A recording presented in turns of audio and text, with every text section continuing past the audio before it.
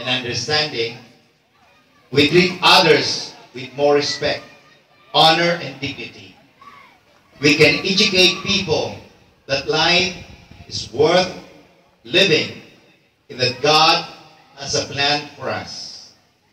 These are the lessons that will build meaningful lives.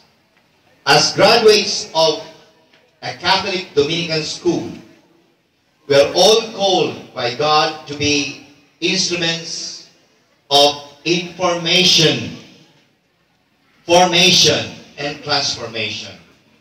And much more so, let us all be instruments of encouragement.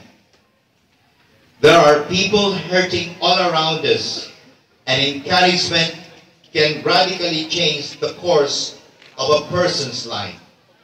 This is real education.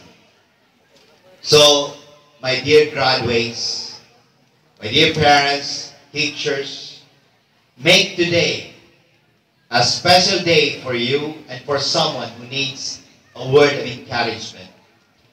Real and authentic education offer kind words and help change someone's life. So my dear graduates, your schooling in high school and in elementary may be over, but remember that your education should still continue. My dear parents, teachers, administrators, graduates, and some students, let us all become agents of change to real and integral education. And before I end, may I invite you graduates to say this with me. Sumunod po kayo sa akin. Edukasyon ang solusyon sa kahirapan. Solusyon sa kamangmangan. Solusyon sa kaguluhan. Solusyon sa graft and corruption.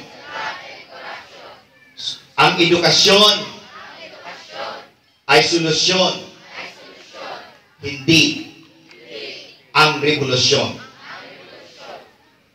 Ang edukasyon